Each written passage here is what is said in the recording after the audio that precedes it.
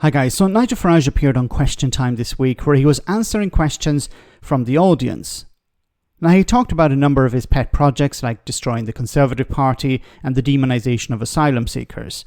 But of course Brexit, which he is likely most famous for or infamous for, was raised. Now a member of the audience put it to Farage that he had claimed that Brexit would allow Britain to prosper. And Nigel's responses included ignoring what Brexit was all about, blaming the Tories, and pretending another reality exists. Have a listen to this. So you claim that Brexit will help Britain prosper. Why hasn't it?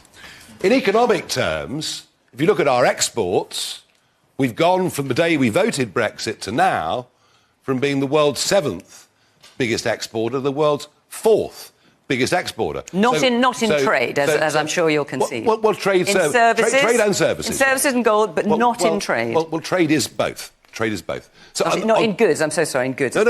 Well, in goods. Well, we've given up manufacturing things is part of the reason for that. The reason for what? The reason for what, Nigel? The reason for trade being down? Because what he's suggesting here is that trade... So the UK was 7th in the world. Now it's gone to 4th when it comes to trade. Now, in a sense, yes. But you have to strip out a number of things. For example, inflation. You have to strip out gold. You have to strip out services. Now, when it comes to services, services are not really impacted by Brexit. Not to the same extent as trade in goods. Because you're not carrying out checks on the border when you're selling goods into the EU or into the single market. There's much less paperwork involved. So, in a sense, Brexit is not really impacting services. So we can strip that out. And we've already talked about gold. So what are you left with? Manufacturing mainly. And Nigel Farage has conceded, well, manufacturing is down anyway. So where is the Brexit benefit for manufacturing, for example? But I want to say this. There are two massive disappointments with Brexit, and one of them is economic.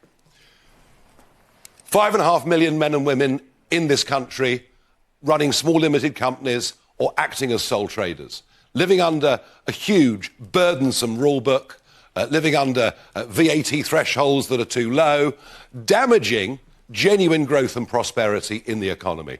Those of us that voted Brexit, those of us that saw an 80-seat majority for Boris Johnson in 2019, the opportunity to free up those small businesses, to get rid of rules and regulations, and the Conservative government have done none of it. And that is a huge regret. It's not a failure of Brexit. It's a failure to deliver what people voted for. Oh, God. So what is your response to the business owners, sole traders around the United Kingdom, around Great Britain, I should say, because Northern Ireland's a different case, around Great Britain, who are trying to sell into the single market, trying to import from the single market? What's your response to them? Because they're seeing extra paperwork, they're seeing extra cost. In some cases, some have had to downsize. In other cases, some have had to close down because they can't continue to operate by selling into the single market. It's just too expensive or it's too bureaucratically problematic. So what is your response to those, Nigel? And even if you're a small business and you're not exporting into the single market, you're still impacted by Brexit because if you, as Nigel pointed out here, manufacturing in Great Britain is gone. It's been abandoned. So then if you're a small business or a sole trader, you may have to import stuff from the EU, parts, to do repairs or something. This is impacting you as well. It's not just businesses who are exporting into the single market that are impacted, but it's pretty much any business that has to get goods from abroad. They're impacted by these extra costs, this extra paperwork. What's your response to those businesses, Nigel? Well, the Tories should have reduced regulations. See, the problem also is because the UK was a member of the European Union, it followed EU standards. And you're suggesting that, well, they should abandon those standards and face new standards. Well, that's an extra cost. Are you going to pay for that? Is Reform UK going to pay for that? No, you're not. So you're suggesting that the UK should diverge from EU standards, which of course will make it more difficult for businesses to export into the single market, but also I presume, some sort of new standard, which of course is an extra cost for businesses. And of course it makes it more difficult eventually when the UK does re-enter the European Union, become part of the single market again. You'll have all these new standards that you're going to have to abandon. And that's an extra cost for businesses. But will Nigel Farage be explaining this? Probably not. Will he be reaching into his pocket to help businesses cover these costs? Of course not.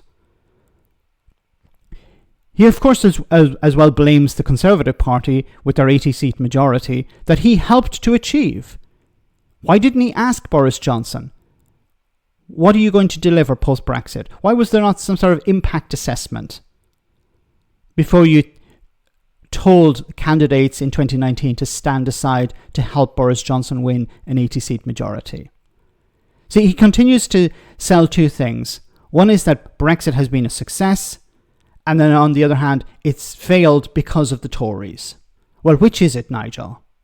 Let me know in the comment section, guys, what you think. As always, your comments are greatly appreciated. Thanks a lot.